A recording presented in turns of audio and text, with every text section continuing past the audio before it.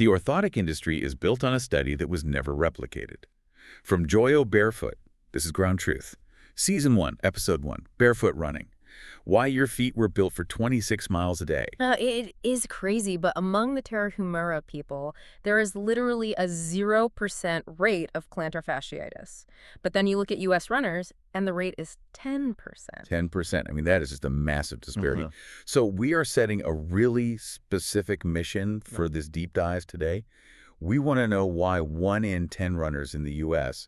gets this debilitating foot condition, while another population experiences it at a rate of literally 0. Right. And to figure that out, we're going strictly to the research and the biomechanics. Yeah, and we should probably be super clear right up front. We are not making medical claims here. Totally. We do not have medical credentials. We are simply people who read the literature very closely. We look at the numbers, cite the actual researchers, and, ask the questions that just seem to be missing from the mainstream conversation about the shoes you put on your feet every single day. Right. We just want to understand what the data actually says about the human foot. But before we get into the populations with that 0% injury rate, let us quickly define the injury we're talking about. Yeah, good idea. What exactly is plantar fasciitis? I mean, it is a term that gets thrown around constantly in running circles. So the plantar fascia is this thick sort of web, like band of tissue that runs across the bottom of your foot. It connects your heel bone to your toes, and it basically creates the arch of your foot. Okay. It is a really critical piece of structural anatomy. And plantar fasciitis occurs when that specific tissue becomes inflamed. Basically, it gets all these little micro tears in it. And I mean, anyone who has had it will tell you it literally feels like stepping on crushed glass. Oh, yeah. Especially first thing in the morning, right when you get out of bed. Exactly. It is incredibly painful. So to really understand why modern runners suffer from this 10% injury rate, we first need to look at how human feet were originally designed to function. Okay, where do we start with that? Well, this takes us to a landmark 2004 paper in the journal Nature by researchers Dennis Bramble and Daniel Lieberman. Right, the Harvard researcher. Yes, exactly. The paper is titled Endurance Running and the Evolution of Homo. And in it, they mapped out the exact biological adaptations that made humans exceptional distance runners. See, this is a fascinating place to start for me. Because, honestly, if you look at a human being compared to almost any other animal in the wild, we look, incredibly poorly equipped for survival. You really do. I mean, we do not have claws. We do not have thick fur to protect us from the elements. And let us be honest, we are embarrassingly slow in a sprint. Yeah, we are not winning any races against wildlife. Right, like a cheetah hits 60 miles an hour. Even a common domestic cat can easily outrun a human over a short distance. That is very true. But Bramble and Lieberman point out that our evolutionary advantage was never speed, it was always endurance. Right. They detailed specific anatomical features that evolved roughly 2 million years ago, specifically for running, not just for walking. For example, we have this thing called a nuchal ligament in the back of our neck. Wait, a ligament in the neck? What does that have to do with running? It is crazy, right? It acts as a shock absorber for the head. When you just walk, your head stays relatively stable. But when you run, the impact forces would normally cause your head to pitch forward violently. Oh, I see. Yeah, so the nuchal ligament snaps the head back and keeps your vision stable while you are moving at a really fast pace. And beyond that, we also have massive gluteus muscles. The glutes. Yes, your glutes barely engage when you are just walking around the house. But the moment you break into a jog, they fire intensely to stabilize your trunk. But, the most relevant adaptation for our conversation today actually happens below the knee. Okay, let us get into that. Our feet and legs are just packed with these spring-like tendons, particularly the Achilles tendon and the longitudinal arch of the foot itself. Can you kind of break down the physics of that? Like, how does the arch act like a spring? Think about elastic recoil. When your foot hits the ground, your body weight comes down and the arch of your foot flattens out slightly. Right. As it flattens, the ligaments and tendons stretch. The Achilles tendon stretches as well. Yeah.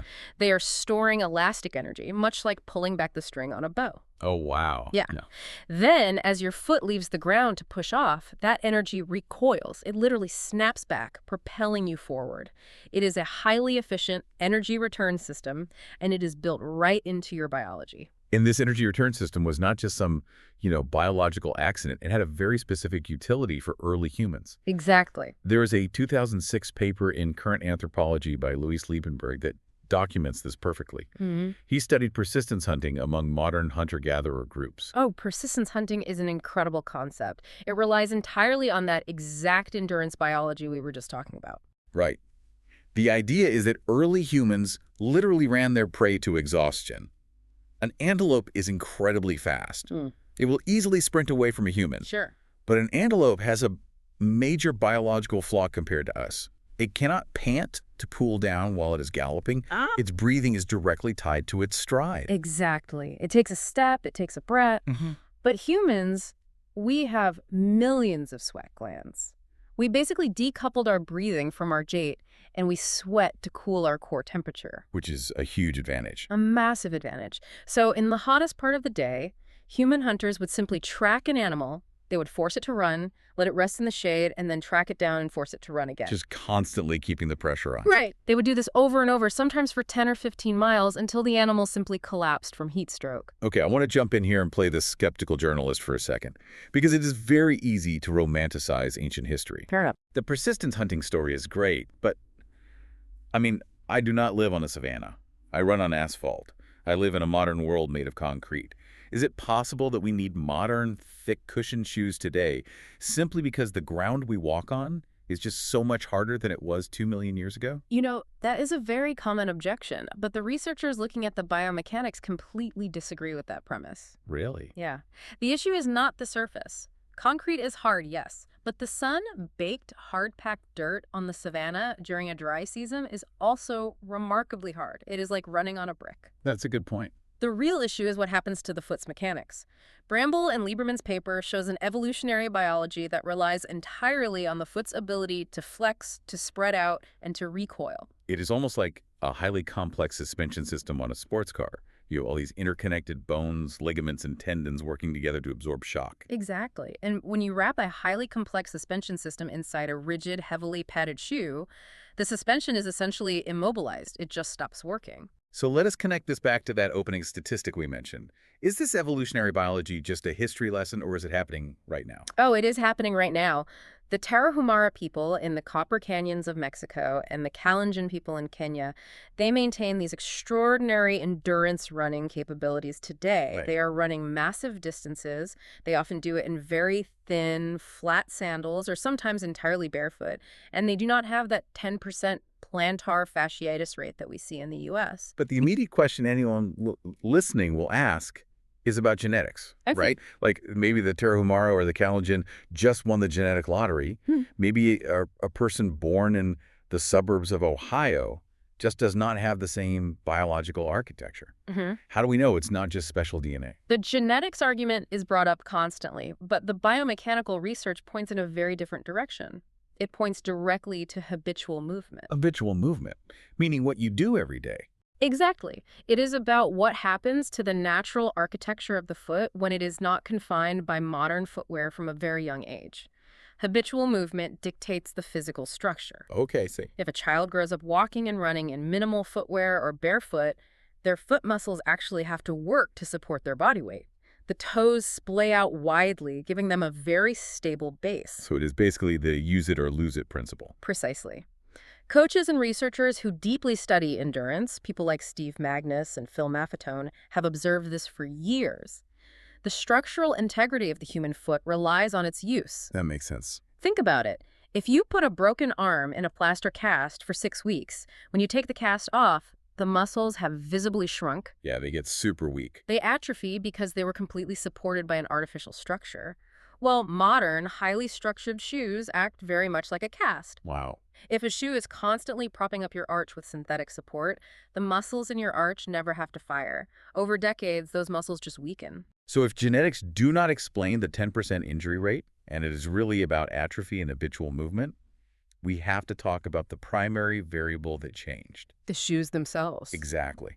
We need to examine what a thick cushion and an artificial raised heel actually do to a runner's natural gait. This is where the physical data gets extremely compelling. In 2010, Daniel Lieberman and his colleagues published a paper in Nature called Foot Strike Patterns and Collision Forces in Habitually Barefoot versus Shod Runners. Okay, what did they do? They brought different groups of runners into a lab. Runners who grew up wearing shoes, runners who grew up barefoot, and runners who had transitioned. And they had them run across force plates. Just for those who might not know, what exactly is a force plate? A force plate is basically a highly sensitive technical scale embedded flush into the floor.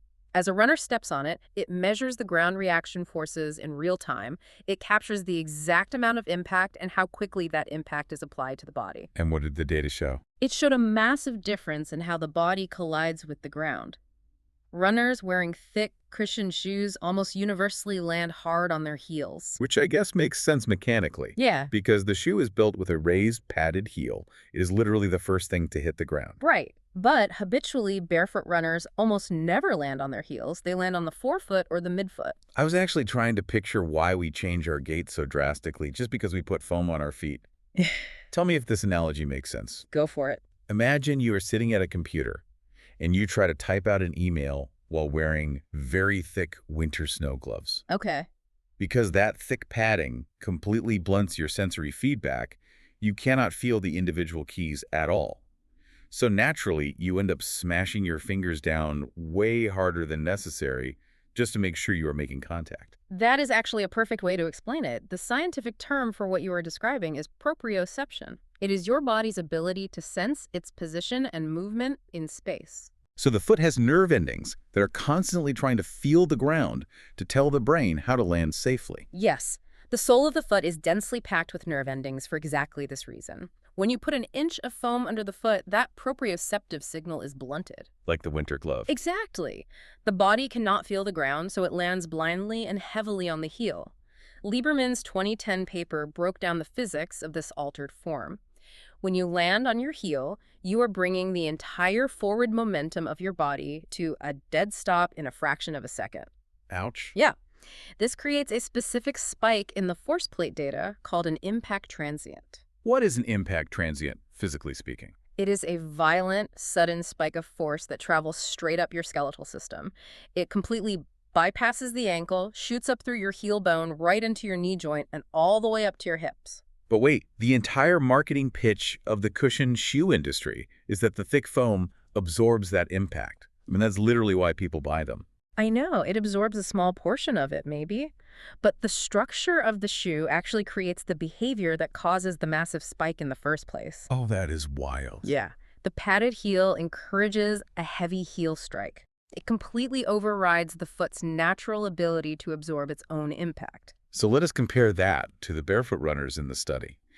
What happens to the impact transient when someone lands on their forefoot? It completely vanishes. Wait, completely? Yes. When a barefoot runner lands on their forefoot, that sharp, sudden spike of force literally disappears from the force plate graphs. It turns into a smooth, gradual curve. Why does it disappear? Where does the force go? Because a forefoot landing allows the foot to act like a spring again. The ankle bends, the arch flattens, and the knee flexes. Ah, the suspension system turns back on. Exactly. The collision forces do not shoot straight up the leg bones like a hammer hitting a nail. They are absorbed by the muscles and tendons, just as Bramble and Lieberman described in the evolutionary paper. That makes so much sense. Other experts in biomechanics, like Irene Davis, have spent years studying how these impact loading rates directly correlate with very common running injuries, particularly in the knees and hips. You know, you mentioned the raised heel a moment ago. I hear the term zero drop thrown around quite a bit when people talk about natural footwear. Can we define what shoe drop actually is? Because it seems critical to this whole mechanical equation. Sure. Shoe drop, or heel-to-toe drop, is simply the difference in height between the heel of the shoe and the front of the shoe. A traditional running shoe often has a drop of 10 to 12 millimeters. So what does that mean for your posture? It means your heel is resting a full centimeter or more higher than your toes. You are essentially standing on a permanent downward slope. So even when you were just standing perfectly still, a raised heel shifts your entire center of gravity forward, forcing your lower back and hips to compensate just to keep you upright. Exactly right. It alters your alignment before you even take a single step. Okay, all of this lab data and physics makes total sense on paper, but I want to bring this into the real world. We know what happens in a pristine lab environment, but what happens when a normal person takes off their heavily cushioned shoes and tries to just walk naturally? Right. How does the physical body react to the loss of all that artificial support? We actually have a perfect illustration of this from the internal testing logs at the Joyo workshop. Let's hear it. What does the log say? I'm going to read this verbatim from the log. Maya, Joyo's barefoot tester, 4 years wearing every shoe Joyo ships for 4 weeks before approval, measuring soles in millimeters and toe boxes at the metatarsal line. Maya wrote in her tester log, I tested 6 cushioned brand name running shoes against Barefoot on a 30-day commute. Calf soreness peaked week 2 in Barefoot. By week 4, 0 pain. The cushioned shoes, 46 had calf or knee issues by end of test. Okay, there's a lot to unpack there, but that week 2 pain peak is totally the most critical detail. It really is. Because it is the missing link that explains why so many people try wearing minimal natural footwear, their legs get incredibly sore and they just immediately quit. They assume the shoes are bad for them. Right, they panic. But that week 2 pain actually proves that a physical adaptation is required because the muscles have spent years atrophying inside modern shoes. Why does it hurt so much, specifically in week 2? The biomechanical term for this is eccentric loading. Okay, walk me through what eccentric loading means for the muscles. Eccentric loading happens when a muscle is lengthening while under tension. Think about lowering a heavy weight very slowly at the gym. Okay, got it. When you switch to a zero-drop natural shoe, your heel is no longer lifted by a thick wedge of foam. So with every single step you take, your calf muscles and your Achilles tendons suddenly have to stretch further. Oh, because the heel has farther to travel to reach the floor. Exactly. And they have to work significantly harder to control the descent of your heel to the floor. Because for years, that wedge of foam has basically been doing all the braking work for them. Precisely. They were asleep. They were immobilized. So naturally, in week 2, Maya experienced peak soreness. Her biological system was waking up. The tissue was being asked to bear a functional load it had not carried in years. But notice what the log says next. By week 4, the pain was completely gone. Because the biological system adapted. The tissue remodeled and strengthened. Yes. And conversely, 4 out of 6 of the highly cushioned brand name shoes resulted in calf or knee issues by the end of her 30-day test. It is crazy. The foam might feel soft and comfortable when you try it on in the store, but mechanically, it is altering the gait, creating those impact transients, and sending force directly up into the knee joint. Which perfectly mirrors the data from the 2010 Nature paper we talked about. Exactly. So, synthesizing all of this research, we are essentially looking at the consequences of modern shoe structures bypassing the foot's natural biological shock absorbers. That is exactly what the data indicates. We are pointing out that the structure of the shoe heavily dictates the mechanics of your movement. This brings us to the most important question for you, the listener. What do you actually do with this information this week? Right, the practical application. If someone is listening to this and they look in their closet and see nothing but thick, foam running shoes with raised heels and narrow, pointed toe boxes, what is the practical takeaway? Do they just throw out all their shoes today and go run a marathon barefoot on the sidewalk? No, doing that is a guaranteed way to injure yourself. Good to know. Reverting back to Maya's wear test log, the key lesson is understanding that rebuilding the foot takes patience and time. You have to respect the biology. The muscles need to slowly reawaken after years of being immobilized. That makes sense. If you take a leg that has been casted for 20 years and suddenly demand that it run a race, the structural integrity simply is not there yet. It has to be earned back gradually. So what is step 1? Where do you even begin? The most practical thing you can do this week is simply start paying attention to sensory awareness. Notice how your current shoes manipulate your natural posture. Just stand barefoot on a hard floor in your house. Feel how your weight distributes across your heels and the balls of your feet. Look at how your toes naturally want to splay out to give you balance. Right. Then put on your standard cushioned running shoe. Notice how your heel is suddenly lifted. Notice how your toes are squeezed together into a point. Notice how your direct connection to the floor completely vanishes. Because you really cannot fix a mechanical issue until you can actually feel the mechanics operating. Precisely. The research tells us unequivocally that the biological hardware is already there. The evolutionary blueprint from 2 million years ago gave humans the perfect anatomical tools for endurance movement. The suspension system is built in. Yes. The issue is that our software, our daily movement patterns, has been corrupted by the heavily engineered footwear we use. Rebuilding what was lost is a gradual, deliberate process of just letting the foot act like a foot again. I want to leave you with a final thought to mull over today. We just spent this time tracing the deep biological history of human movement. We looked at the mechanics of the arch, the Achilles spring, and how these systems operate flawlessly in indigenous populations who still move the way humans were built to move. Yeah. If human feet were heavily engineered over millions of years to carry us across continents, why do we blindly accept the idea that we need a piece of phone invented in the 1970s to walk around our own neighborhoods? Brought to you by Joyo Barefoot, research-grade footwear for people rebuilding what shoes took.